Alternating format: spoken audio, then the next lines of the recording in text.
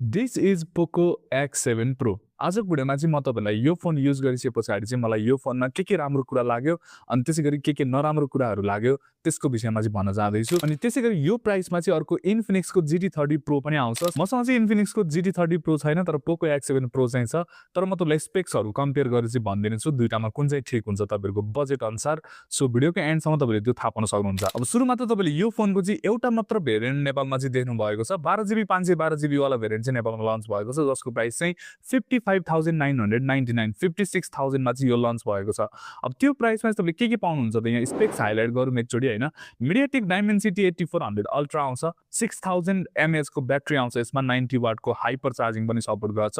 अनि तपाईले 1.5 के रिजोल्युसन भएको 120 हर्ट्ज को AMOLED डिस्प्ले पाउन सक्नुहुन्छ। 50 मेगापिक्सल को मेन क्यामेरा विथ OIS अनि त्यसैगरी IP68 को वाटर एन्ड डस्ट रेसिस्टेन्स। यो फोन चाहिँ तीनटा कलर भेरिएन्टको साथमा आउँछ। एउटा यो ग्रीन भयो, अर्को ब्ल्याक छ अनि अर्को चाहिँ ब्ल्याक एन्ड येलो छ। सो त्यो मलाई ब्ल्याक एन्ड येलो वाला कम्बो भएको कलर चाहिँ एकदमै मन परेको थियो पर्सनली। सुरुमा त तपाईले यो फोनलाई अनबक्स गरेर हातमा लिने बित्तिकै तपाईले के नोटिस गर्नुहुन्छ भने बाइ द वे तपाईले 90 वाट को चार्जर चाहिँ बक्समा पाउन सक्नुहुन्छ अनि तपाईलाई केस पनि दिएको हुन्छ बक्समा हैन।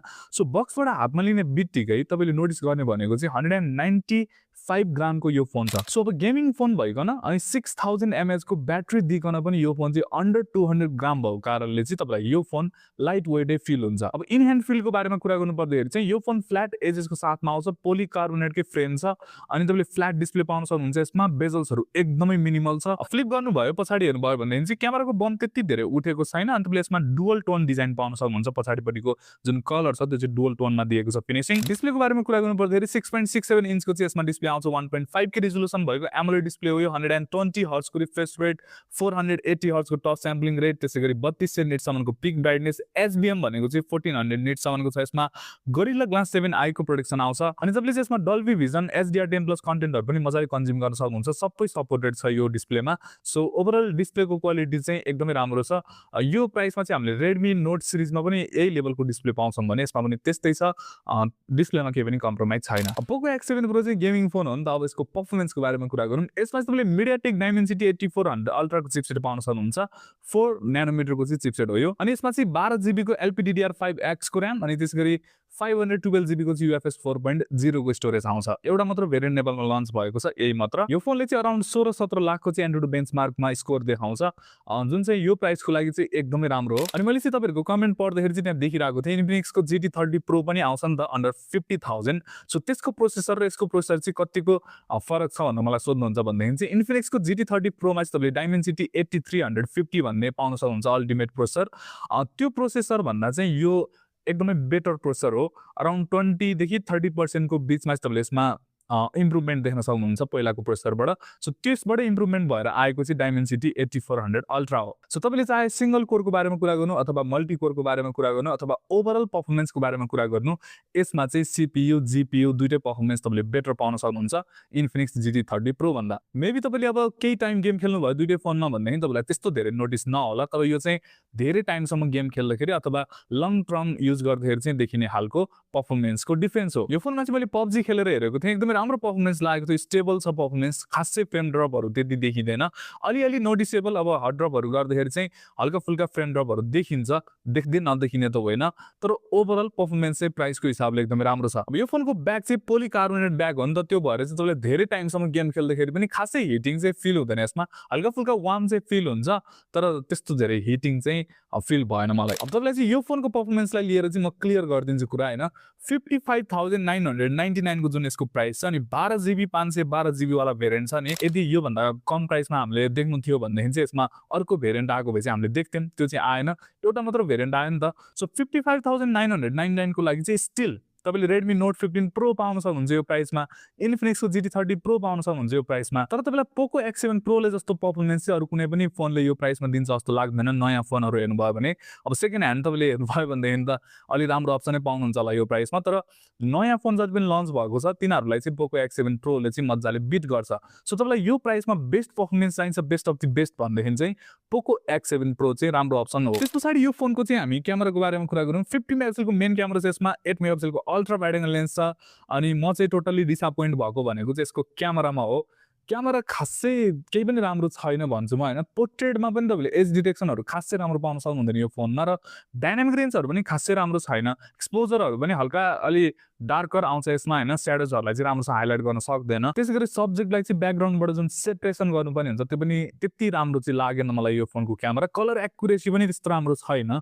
खत्तमै छ भन्न खोजेको होइन, तर यो प्राइसमा तपाईँले योभन्दा बेटर क्यामेरा चाहिँ पाउन सक्नुहुन्छ। त्यसै गरी अर्को यो 8 मेगापिक्सलको अल्ट्रा वाइड त झनै नराम्रो छ होइन। अनि 4K 60 FPS सँग तपाईँ भिडियो लिन सक्नुहुन्छ। भिडियोको क्वालिटी चाहिँ डिसेन्ट छ यो प्राइसको लागि, ठिकै भन्न सकिन्छ अथवा राम्रै भन्न सकिन्छ यो प्राइसलाई, त्यस्तो नराम्रो चाहिँ छैन भिडियो क्वालिटी। अनि 20 मेगापिक्सलको फ्रन्ट क्यामेरा पाउन सक्नुहुन्छ, त्यसको पनि काम चाहिँ तपाईँलाई डिसेन्ट निकालेर दिन्छ। तर प्राइमरी क्यामेरा र अल्ट्रा वाइडको क्यामेरा चाहिँ मलाई खासै राम्रो लागेन। अझै एउटा म तपाईँलाई डाउट पनि क्लियर गरिदिन्छु, अब Redmi Note 15 Pro को क्यामेरा राम्रो छ कि POCO X7 Pro को क्यामेरा राम्रो छ भनेर मलाई सोध्नुहुन्छ भनेदेखि चाहिँ मैले दुईटै क्यामेरा हेरिसकेको छु। दुईटै फोनको क्यामेरा चाहिँ त्यस्तो राम्रो छैन यो प्राइसको लागि। सो यिनीहरू भन्दा चाहिँ अझै बेटर डायनामिक रेन्ज, डे लाइटको पर्फर्मेन्स, त्यसै गरी लो लाइटको पर्फर्मेन्स त नथिङको फोनको एकदमै राम्रो हुन्छ। सो त्यो अप्सन चाहिँ तपाईँलाई राम्रो हुन सक्छ। तर तपाईँलाई पर्फर्मेन्स राम्रो चाहिएको छ भनेदेखि POCO X7 Pro को पर्फर्मेन्स चाहिँ फेरि राम्रो छ, गेमिङको लागि भयो अथवा अरू पर्फर्मेन्सको लागि। अब त्यस पछाडि चाहिँ सफ्टवेयरतिर आउँ, तपाईँले HyperOS 3 Android 16 पाइसक्नु भएको छ यो फोनमा अपडेट। पहिला लन्च हुँदाखेरि चाहिँ Android 15 मा लन्च भएको थियो यो फोन। अनि यसमा चाहिँ पोकोले 3 वर्षको मेजर अपडेट, 4 वर्षको चाहिँ सेक्युरिटी प्याच अपडेट चाहिँ प्रमिस गरेको थियो। सो तपाईँले Android 16 पाइसक्नु भयो, तपाईँले म्याक्सिमम पाउने भनेको चाहिँ यसमा Android 18 सम्मको अपडेट पाउन सक्नुहुन्छ भने सेक्युरिटी प्याच अपडेट चाहिँ स्टिल तपाईँले अझै 3 वर्षसम्मको चाहिँ पाउन सक्नुहुन्छ। सो त्यो चाहिँ राम्रो छ। अनि यो फोनमा चाहिँ HyperOS 3 राम्रैसँग अप्टिमाइज फिल हुन्छ होइन, एकदमै स्मुथ लाग्छ। अनि त्यसै गरी डे टु डे युज गर्दाखेरि त मैले खासै त्यस्तो धेरै ल्यागहरू त फेसै गरेको छैन। मलाई चाहिँ पर्सनली HyperOS पहिलाको भर्सन भन्दा चाहिँ अहिले आएको 3 देखि चाहिँ मन पर्न थालेको छ। तर पनि स्टिल तपाईँले एड्सहरू चाहिँ यसमा फेस गर्नुहुन्छ है। ब्लटवेयरहरू पनि त्यस्तो धेरै चाहिँ छैन, अलिकति तपाईँले हल्का फुल्का पाउन सक्नुहुन्छ होइन। सो त्यसलाई तपाईँले अनइन्स्टल गर्न सक्नुहुन्छ। अनि एड्सहरू पनि डिसेबल गर्नुपर्ने हुन्छ। अनि त्यति गर्दा गर्दै पनि कहिलेकाहीँ लक स्क्रिनमा माथिपट्टि नोटिफिकेसन प्यानलमा चाहिँ एड्सहरू देखाइरहन्छ क्या, त्यो चाहिँ मलाई अलिक चित्त बुझ्दैन। होइन भनेदेखि HyperOS 3 स्मुथै छ, राम्रै पर्फर्मेन्स दिन्छ तपाईँलाई। बाँकी यो फोनमा 6000 mAh को ब्याट्री आउँछ, 90 वाटको हाइपर चार्जिङ। सो 6000 mAh को ब्याट्रीको पर्फर्मेन्स पनि राम्रै छ। 6 to 7 आवर्सको तपाईँले स्क्रिन अन टाइम पाउन सक्नुहुन्छ मिडियम टु हेभी युजेसमा, जुन भनेको चाहिँ तपाईँले 1 दिनको ब्याकअप मान्न सक्नुहुन्छ। सो बेलुका तपाईँले चार्ज गर्नुपर्छ होला, बिहान फुल चार्ज गरिसके पछाडि। बाँकी तपाईँले यो फोनमा इन डिस्प्ले फिङ्गरप्रिन्ट स्क्यानर पाउन सक्नुहुन्छ, जसको पर्फर्मेन्स राम्रो छ। अनि डुअल स्टेरियो स्पिकर पनि पाउन सक्नुहुन्छ, त्यसको पर्फर्मेन्स पनि यो प्राइसको लागि राम्रो छ। आयर ब्लास्टर पनि छ, NFC पनि सपोर्टेड छ। सो सबै कुराहरू छ। माइक्रो SD कार्ड चाहिँ तपाईँले लगाउन सक्नुहुँदैन, अरू सबै सपोर्टेड छ। सो अब म तपाईँलाई मेरो फाइनल भर्डिक्ट दिन्छु होइन। यदि तपाईँहरूको बजेट चाहिँ 50,000 को अन्डरमा छ, 50,000 मा टाइट छ भनेदेखि चाहिँ म तपाईँलाई Infinix GT30 Pro रिकमेन्ड गर्छु है, तपाईँले गेमिङ फोन खोजिराख्नु भएको छ भनेदेखि। तर सक्नुहुन्छ भनेदेखि चाहिँ 50,000 को बजेटलाई एक्सटेन्ड गरेर चाहिँ 56,000 सम्म लगेर चाहिँ यो फोन लिनुभयो भनेदेखि चाहिँ तपाईँहरू डिसअपोइन्ट हुनुहुने छैन। सो अहिले मैले यो रिभ्यू गरुन्जेलसम्म चाहिँ 55-56,000 मा चाहिँ सबैभन्दा बेस्ट पर्फर्मेन्स तपाईँलाई निकालेर दिने भनेको चाहिँ POCO X7 Pro ले नै हो। जहाँसम्म Infinix GT30 Pro को कुरा छ, अब त्यो फोनको चाहिँ तपाईँले 512GB वाला भेरिएन्ट पाउनु हुँदैन के, 8GB अथवा 12GB 256GB सम्म पाउने हो। यसको चाहिँ 12GB 512GB वाला भेरिएन्टको प्राइस चाहिँ 56,000 हो नि त। इन्फिनिक्सको पनि तपाईँले हायर भेरिएन्ट हेर्नुभयो भने 56,000 57,000 सम्म त्यो पनि फोनको प्राइस पुग्छ गेमिङ किटको साथमा होइन। सो उस्तै प्राइस हुन जान्छ यदि हायर भेरिएन्टसँग कम्पेयर गर्यो भनेदेखि। सो त्यो हिसाबले हेर्ने हो भनेदेखि चाहिँ Infinix GT30 Pro को हायर भेरिएन्ट भन्दा चाहिँ यो फोनको हायर भेरिएन्ट लिँदाखेरि चाहिँ बढी भ्यालु फर मनी जस्तो चाहिँ देखिन्छ। तर पनि यो प्राइस चाहिँ अझै एग्रेसिभ हुन सक्थ्यो, यो चाहिँ म भन्छु।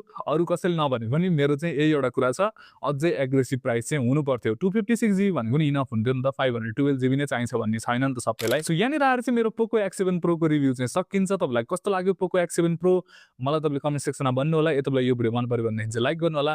यदि तपाईँले हाम्रो च्यानल सब्सक्राइब पनि गर्नु होला। म भेट्नेछु तपाईँसँग अर्को भिडियोमा।